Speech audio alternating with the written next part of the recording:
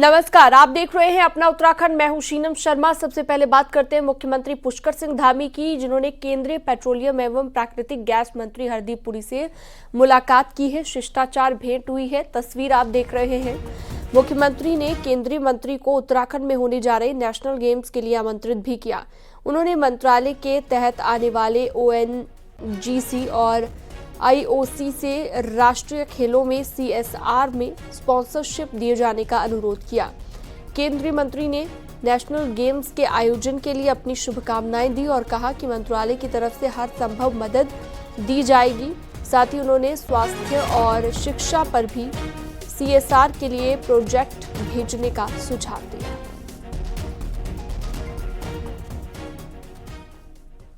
इससे पहले पुष्कर सिंह धामी ने केंद्रीय खेल मंत्री मनसुख मांडविया से भी मुलाकात की। मुलाकात के दौरान उत्तराखंड में होने वाले नेशनल गेम्स की तैयारियों को लेकर बातचीत की गई। 28 जनवरी से उत्तराखंड में नेशनल गेम्स होंगे।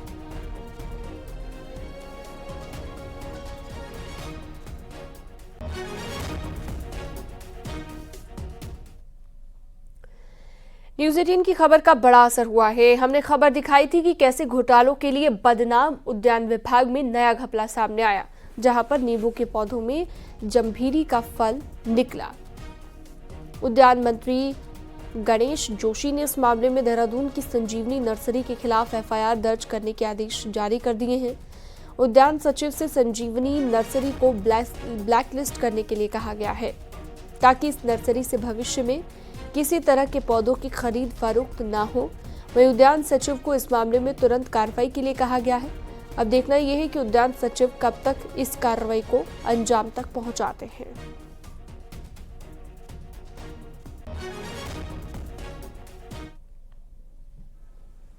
कि तुरंत उसका संज्ञान लेते हुए उस व्यक्ति के खिलाफ सुसंगत धाराओं में मुकदमा दर्ज किया जाए और जो किसानों का नुकसान हुआ है उसकी क्षतिपूर्ति उस नर्सरी से की जाए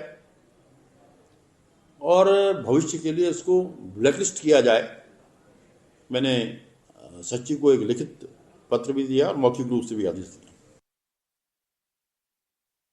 और अब बात करते हैं न्यूज़ 18 की एक्सक्लूसिव खबर की। उधम सिंह नगर में 129 मदरसे अवैध रूप से चल रहे हैं, जिनमें उत्तराखंड समेत यूपी, बिहार और पश्चिम बंगाल के करीब 6000 बच्चे पढ़ रहे हैं। सभी का फंडिंग सोर्स दान और चंदा दिखाया गया है, लेकिन चिंता की बात यह है कि अवैध रूप से चल रहे इन मदरसों को दान और चंदा आखिर कौन और क्यों दे रहा है, इससे प्रशासन के कान खड़े हो गए हैं।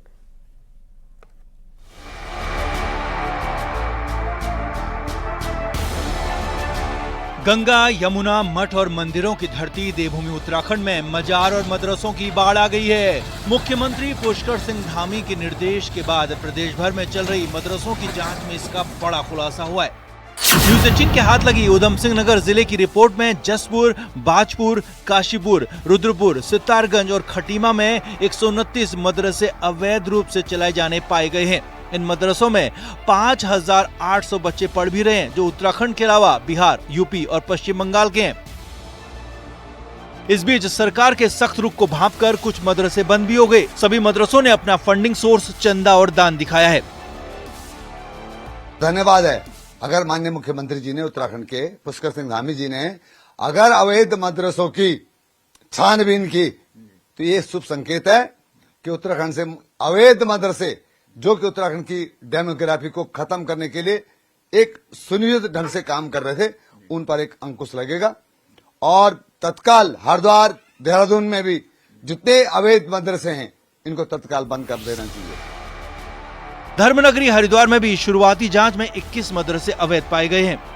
आपको बता दें कि देवभूमि उत्तराखंड में 416 मदरसे रजिस्टर्ड हैं और एक रिपोर्ट के मुताबिक करीब 400 के आसपास ही मदरसे अवैध रूप से भी चल रहे हैं। लेकिन जिस तरह से अकेले उधम सिंह नगर में बड़ी तादाद में अवैध मदरसे मिले हैं, तो माना जा रहा है प्रदेश भर में अवैध मदरसों की संख्या 400 से कहीं ज्यादा हो सकती है। बीजेपी का कहना है कि अवैध मदरसों पर हर हाल में एक्शन लिया जाएगा। धामी सरकार की बहुत स्पष्ट नीति है कि भाई सरकार जो है कि बहुत पारदर्शी तरीके से चलानी चाहिए। पारदर्शी तरीके से सरकार चल रही है। अगर कोई भी मदरसा अवैध अगर मिलता है तो उसमें सख्त से सख्त कानूनी कार्रवाई होगी, ये सरकार की प्रतिबद्धता है पहले से। खुफिया रिपोर्ट के मुताबिक अवैध रूप से चल रहे इन सबसे ज्यादा मदरसे यूपी बॉर्डर से लगे इलाके नैनीताल, उधम सिंह नगर, हरिद्वार, देहरादून और सहसपुर के साथ ही विकास नगर में संचालित हो रहे हैं। गैर पंजीकृत इन मदरसों में हजारों बच्चों का जीवन दांव पर लगाकर उन्हें क्या पढ़ाया जा रहा है, किसी को इसकी भनक तक नहीं है। माना जा रहा है कि ताजा खुलासे के बाद अब मुख्यमंत्री पुष्कर सिंह धामी और कड़े एक्शन में नजर आ सकते हैं। देहरादून से न्यूज़ 18 के लिए सुनील नवप्रभात की रिपोर्ट। उधम सिंह नगर के काशीपुर से अगली खबर है। यहां पर भुल्लन शाह मजार को अवैध निर्माण का नोटिस जारी कर दिया गया है। जिला विकास प्राधिकरण ने मजार की आड़ में चल रहे निर्माण कार्य को रुकवा दिया है और ध्वस्तीकरण से पहले संचालकों को 9 जनवरी तक पक्ष रखने का समय दिया गया। इसके बाद अवैध निर्माण को तोड़ा जा सकता है।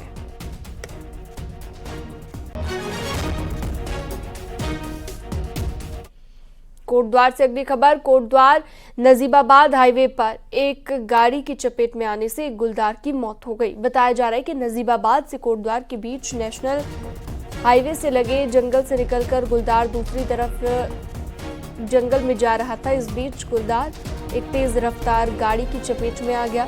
गाड़ी से टकराने के बाद गुलदार की मौत हो गई और सड़क किनारे पड़े गुलदार को देखने के लिए लोगों की भीड़ जमा हो गई।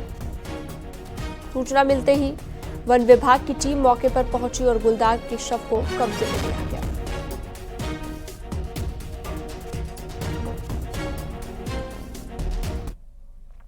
उत्तराखंड में होने वाले नेशनल गेम्स की मशाल आज बागेश्वर पहुंची और यहां पर प्रशासन के साथ स्कूली बच्चों ने मशाल का स्वागत किया और रंगारंग कार्यक्रम भी आयोजित किए गए। इस दौरान शुभंकर मौली के साथ खेलों का भी आनंद लिया गया। मशाल रैली को इसके बाद आगे के लिए रवाना कर दिया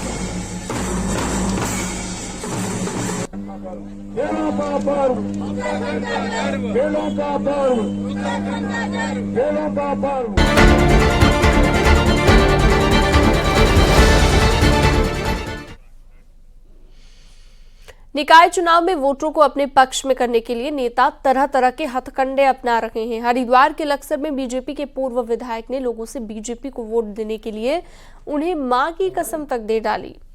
पूर्व विधायक संजय गुप्ता लक्सर से अध्यक्ष पद के बीजेपी प्रत्याशी देवेंद्र चौधरी के समर्थन में लोगों से वोट मांग रहे थे। इस दौरान उन्होंने लोगों से अपील की कि आप सबको अपनी मां की कसम है, तभी लोग देवेंद्र चौधरी को ही वोट दें। और सभी लोगों से ये कहा गया, लोगों को कसम खिलाकर वोट मांगने वाला वीडियो सोशल मीडिया पर तेजी से शेयर किया जा रहा है। मुझे अपनी मां की कसम है, मैं सब कुछ भूल गया, किसी से गिला शिकवा था। और जितने इस पंडाल में बैठे हैं, मुझे अपनी मां की कसम है, मुझे अपनी मां की कसम है, मैं सब कुछ भूल गया, किसी से गिला शिकवा था। लेकिन तुम अभी अपनी मां की कसम है, तुम सबको भी अपनी मां की कसम है कि भाई देवेंद्र चौधरी को ही वोट देना। हल्द्वानी में लोग चुनने तो शहर की सरकार जा रहे हैं, लेकिन यहां पर बीजेपी और कांग्रेस की लड़ाई गांव में जाकर टिक गई है और पार्टियों की पूरी मेहनत भी इसी वोट बैंक को मैनेज करने में लग रही है।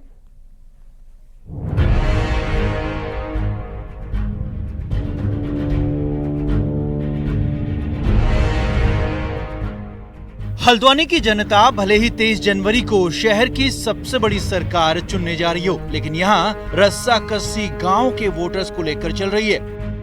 बीजेपी और कांग्रेस पुराने शहरी इलाके को छोड़ दें तो गांव के 21 वार्डों में पड़ने वाले तकरीबन 1 लाख वोटों की लड़ाई लड़ रहे हैं। कांग्रेस इस इलाके में थोड़ी कमजोर दिख रही है, लिहाजा उसने पूरी ताकत झोंक दी है। इसमें हमारे जितने भी कार्यकर्ता हैं, आप देख रहे हैं अभी इतने ठंड में भी कार्यकर्ताओं का जमवाड़ा यहाँ इकट्ठा होने लग गया है।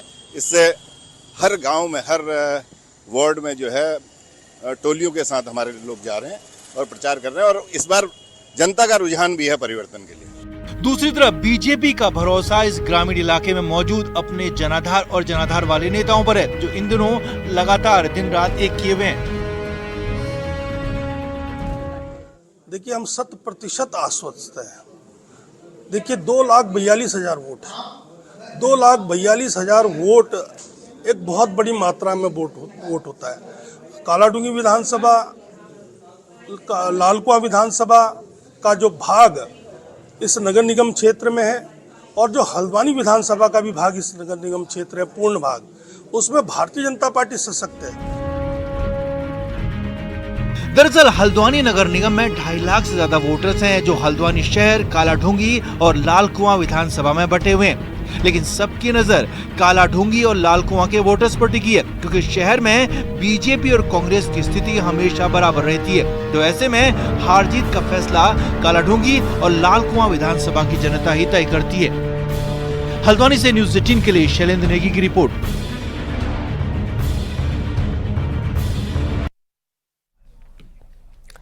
निकाय चुनाव का प्रचार जोरों शोरों से चल रहा है। लोकसभा चुनाव में कांग्रेस नेताओं ने आपसी खींचतान में पूरे प्रदेश में प्रचार नहीं किया। अब निकाय चुनाव में कांग्रेस ने 40 स्टार प्रचारक बना दिए हैं, लेकिन नजर यहां पर भी बड़े नेताओं पर होगी और कौन कितना प्रचार करता है।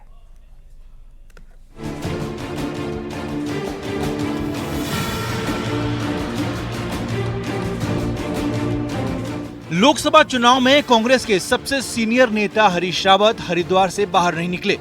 मतलब ये कि हरिद्वार छोड़ हरीश रावत ने किसी दूसरे लोकसभा क्षेत्र में प्रचार नहीं किया। गणेश गोदियाल खुद गढ़वाल से उम्मीदवार थे, लेकिन बाकी बड़े नेता भी प्रचार में सीमित ही नजर आए। लोकसभा चुनाव तो हाथ से निकल गया, लेकिन अब बात निकाय की है। 11 नगर निगमों में से कांग्रेस कितने नगर निगम जीतने के लिए जान लड़ाती है और कितने नगर निगम जीत पाती है, ये प्रचार में नेताओं की मेहनत तय करेगी। मंगलवार को देहरादून में मेयर उम्मीदवार वीरेंद्र पोखरियाल के लिए कांग्रेस प्रदेश अध्यक्ष करण माहरा ने प्रचार किया। करण माहरा के मुताबिक स्टार प्रचारकों की लिस्ट में सारे नाम नहीं आ सकते थे, लेकिन सभी मिलजुल कर चुनाव लड़ेंगे। अब जा रहे हैं, अपने अपने काम अभी से लोगों ने शुरू कर दिए बिना लिस्ट आए भी, और कई हमारे महत्वपूर्ण लोग इस लिस्ट में छूटे भी हैं, क्योंकि 40 की बाध्यता थी। इवन यहाँ तक कि मेरे सेवा दल की महिला जो हैं हेमा पुरोहित बहुत अच्छा काम कर रही हैं, वो खुद काम कर रही हैं, उनका नाम उस लिस्ट में नहीं आ पाया। हमारे एनएसयूआई यूथ का नहीं आ पाया, लेकिन उसके बावजूद भी वो लोग पूरी ताकत से काम कर रहे हैं। हमारे कई सीनियर्स छूट गए, क्योंकि 40 में सब नहीं आ सकते थे, कई और चीजें भी थी जिसको मैं बाद में बताऊंगा, और सभी लोग अपना अपना काम मजबूती से। निकाय चुनाव में प्रचार के 15 दिन बचे हैं, पर बड़े नेता अभी भी अपने क्षेत्रों में जुटे हुए हैं। मंगलवार को पूर्व सीएम हरीश रावत दिल्ली से लौटकर हरिद्वार में पहुंचे तो प्रचार भी किया। तो वहीं नेता विपक्ष यशपाल आर्य ने हल्द्वानी में प्रचार किया और कांग्रेस नेता गणेश गोदियाल श्रीनगर में मौजूद रहे। तो क्या निकाय चुनाव में बड़े नेता मिलकर प्रचार करेंगे या फिर लोकसभा चुनाव की तरह अपनी अपनी सीट पर फोकस करेंगे? देखिए, एक तो प्रदेश कांग्रेस कमेटी का जहाँ पर भी हमें जिम्मेदारी दी जाएगी, जिन क्षेत्रों के वहाँ तो जाएंगे ही, लेकिन हरिद्वार है, उधम सिंह नगर है, नैनीताल है, देहरादून है, अन्य क्षेत्रों में भी हम लोग जाएंगे। और मैं समझता हूँ कि कांग्रेस का एक एक साथी जिसका नाम सूची में भी नहीं है, वो पूरी तन्मयता के साथ इस नगर निकाय के चुनाव में जुटेगा और कांग्रेस को जिताने का पूरा भरकस जो प्रयास करेगा। और जो आज हालात हैं, जो परिस्थितियां हैं, इसको देखते हुए आम जन के बीच में हम जा रहे हैं, तो लोगों की जो रिएक्शन है वो सरकार के प्रति बहुत ही नकारात्मक है। कांग्रेस में स्टार प्रचारकों की लिस्ट भले ही 40 नेताओं की बनी हो, लेकिन असल जिम्मेदारी उन बड़े चेहरों की होगी जिनकी हां और ना पर उम्मीदवारों को टिकट मिले। पर यही बड़े नेता एक दूसरे के क्षेत्र में प्रचार के लिए जाएंगे या नहीं, ये सवाल बना हुआ है। हल्द्वानी से शैलेंद्र नेगी के साथ देहरादून से दीपांकर भट्ट की रिपोर्ट। उत्तराखंड कांग्रेस के पूर्व अध्यक्ष गणेश गोदियाल ने आज पौड़ी शहर में चुनाव प्रचार किया। पौड़ी नगरपालिका के लिए कांग्रेस उम्मीदवार यशोदा नेगी के लिए बाजार में घूमकर वोट मांगे। गोदियाल ने कांग्रेस की बड़ी जीत का दावा किया, साथ ही कहा सभी लोग एकजुट होकर चुनाव लड़ें और जिनको टिकट नहीं मिला वो निराश बिल्कुल ना हो। जो लोग टिकट की प्रत्याशा में थे, अब चूंकि 6 लोग थे, 6 लोगों में से एक ही को टिकट मिल सकता था, तो एक को टिकट मिला। और बाकी के जो लोग हैं, मैं उनसे निवेदन करना चाहता हूं, हालांकि सब नहीं है, लेकिन कुछ लोग हैं कि जिनको होगी थोड़ी नाराजगी होगी, लेकिन मैं उनसे निवेदन करना चाहता हूं कि वो पार्टी के हित में। आगे बढ़ते हैं। निकाय चुनावों में बीजेपी ने भी अपना चुनाव प्रचार तेज कर दिया है। नैनीताल में बीजेपी उम्मीदवार ने घर घर प्रचार किया, मोर्चा संभाल लिया है। नैनीताल नगरपालिका में अध्यक्ष पद उम्मीदवार जीवंती भट्ट ने प्रचार किया और जनता से समर्थन मांगा। इस दौरान बीजेपी के कार्यकर्ताओं ने कहा कि बीजेपी शहर के विकास के लिए लगातार काम कर रही है और अगर डबल इंजन के साथ तीसरा इंजन नैनीताल पालिका का जुड़ेगा तो विकास की धारा आगे बढ़ेगी। नैनीताल एक पर्यटन नगरी है, इसको सुंदर बनाना है, इसकी सुंदरता को जीवित रखना मेरा पहला प्रयास रहेगा। गंदगी शहर में नहीं रहेगी, इसलिए इसकी पहली व्यवस्था की जाएगी। सीवर यहाँ की सबसे बड़ी समस्या, जगह जगह सीवर बह रहे हैं, गंदगी होती है, उसका ध्यान रखा जाएगा। उत्तराखंड के ऋषिकेश नगर निगम में यूं तो सीधी लड़ाई बीजेपी और कांग्रेस के बीच मानी जा रही है, लेकिन इनके बीच एक ऑटो ड्राइवर से मास्टर जी बने निर्दलीय कैंडिडेट दिनेश चंद्र की भी काफी चर्चा है। देखिए।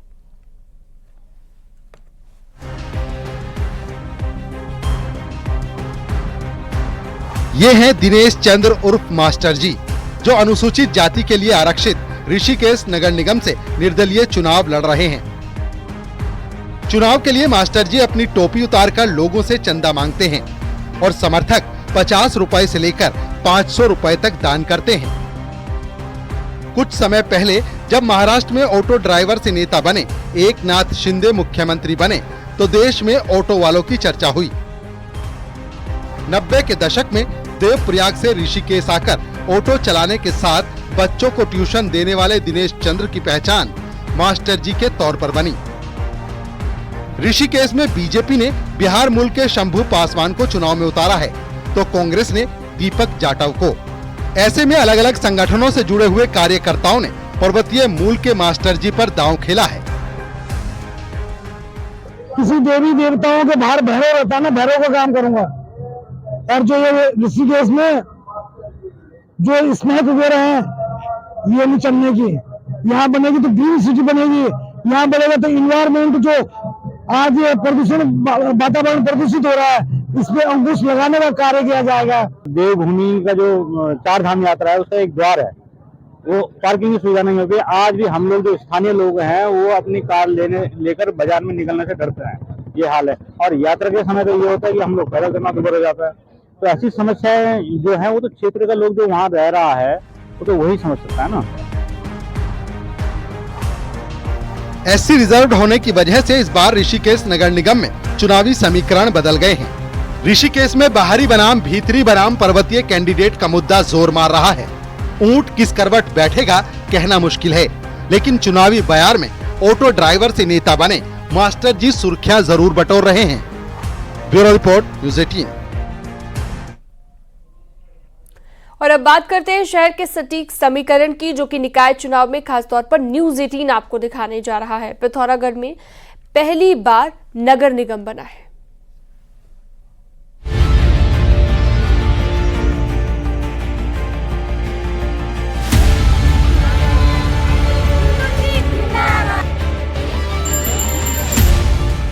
करीब 60,000 की आबादी वाला पिथौरागढ़ मिनी कश्मीर के नाम से जाना जाता है। पहाड़ का ये इकलौता ऐसा शहर है जो बीते 2 दशकों से लगातार फैल रहा है।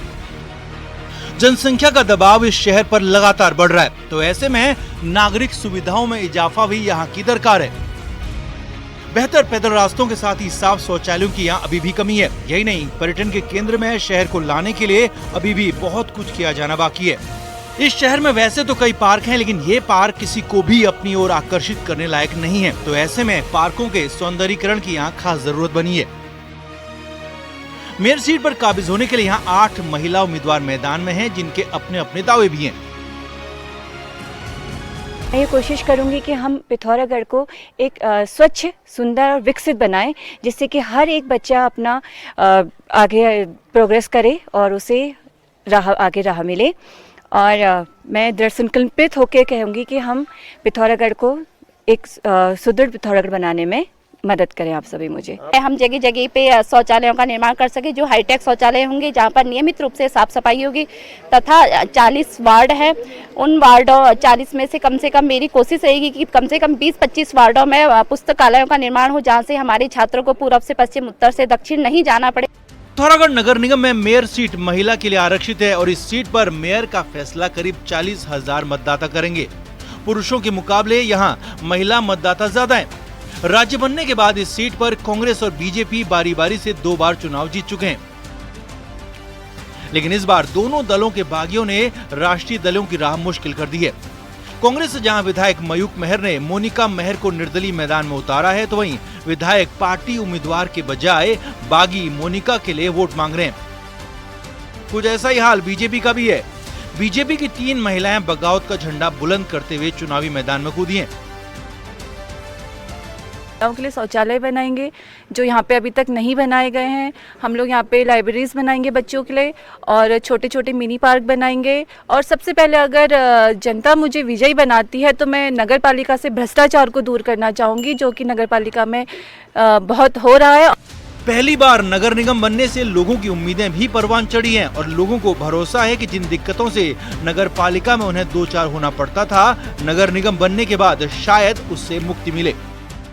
मेयर शिक्षित हो, एजुकेटेड हो और एक वास्ट सोच लेके आए विकास की, क्योंकि हमारा शहर उसकी डिमांड करता है और हमारा शहर जो है वो दिन और रात बढ़ोतरी कर रहा है।